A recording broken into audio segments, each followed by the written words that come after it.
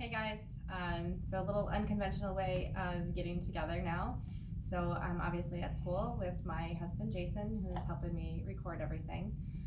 So this will probably have some bloopers, and I'll probably forget stuff kind of similar to what I'm like in class anyway. So I thought this might help you guys a little bit with understanding some of the equipment. I know one class was able to come to lab and got to play with the masks, but I still wanted to make something for the rest of you that didn't.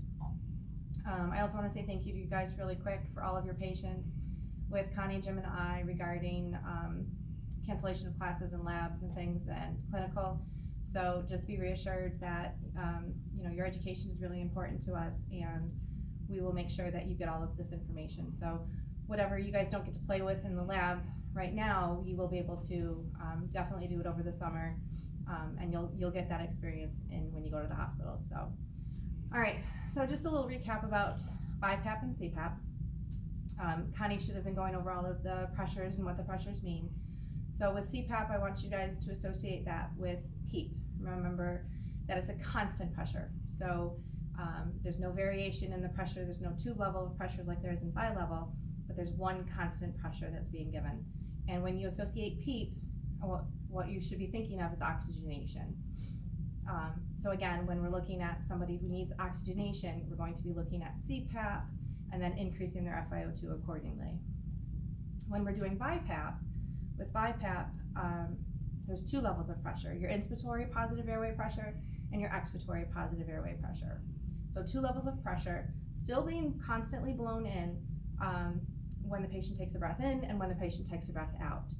So the reason for the two different levels is that when the patient is breathing out, it's a little easier for them to breathe up against that resistance. So it's still essentially PEEP, that EPAP is still essentially PEEP, and your IPAP is your inspiratory pressures that are coming in when the patient's taking a breath in.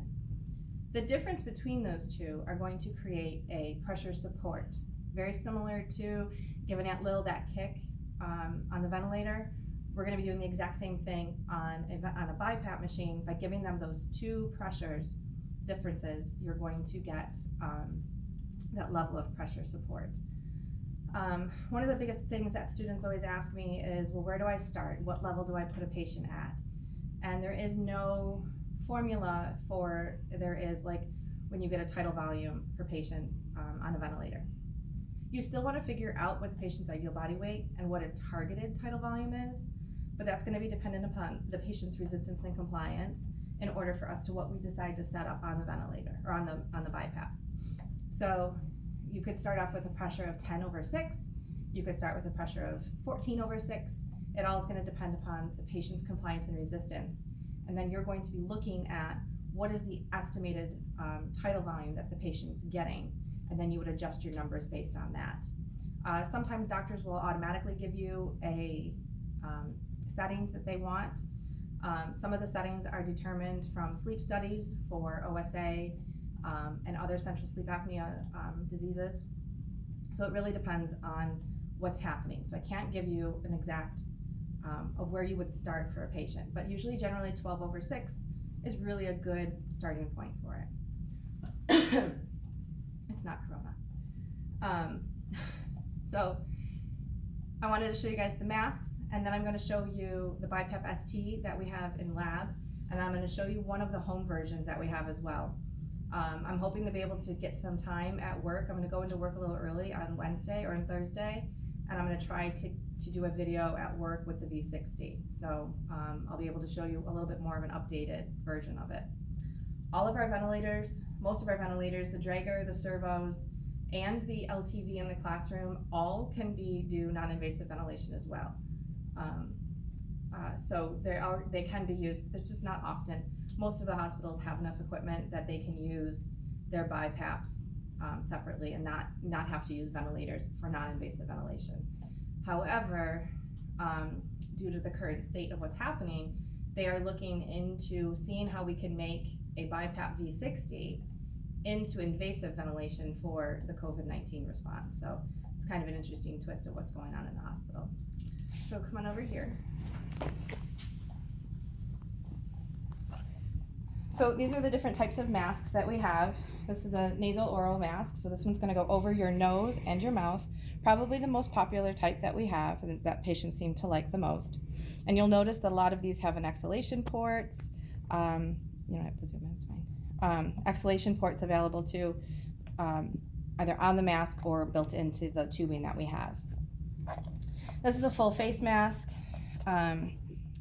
People are actually using these and putting filters on the end of these and using this as PPE equipment, which isn't a bad idea because we have a lack of PPE. So a full face mask goes over the eyes, makes it a little claustrophobic. Remember, some of the problems that we're going to have with using these is skin breakdown from the rubber, vomiting reservoir, all of those things that we have to deal with when we are talking with masks on patient faces, okay? Humidity will also start to build up from the patient's breath in that. This one's a little bit smaller. This one actually just goes over the patient's nose, so their mouth is open here. This might be a little bit easier for somebody who's not as claustrophobic. So I'll show you real quick what it looks like. So it goes over their mouth or their face like that. However, if they end up being a mouth breather, this wouldn't be a good idea since all of the air is going to go into their nose and out their mouth. Sometimes they do have chin straps for patients so that their mouth stays somewhat closed. But if they open their mouth with this on, it sounds like Darth Vader. Okay. Thanks, Jason, for the sound effects. My students will love it. Okay. All right, last one.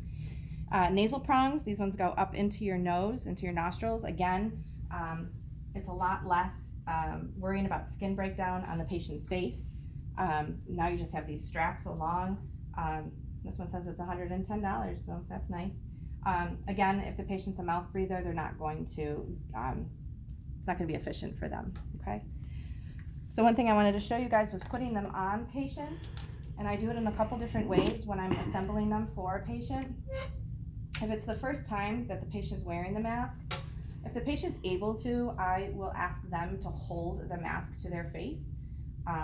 If this is for like an OSA type of a thing, not necessarily somebody who's in respiratory distress, but I'll ask them to hold this to their face, and then this gives me my ability to take my hands and put this on them and have them lift their head up off of the pillow.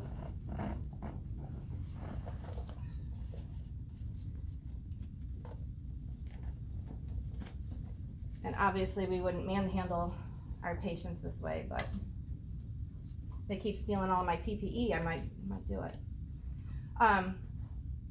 Generally the straps are really loose, and then I will tighten them up on the patient. So I'll click it into place.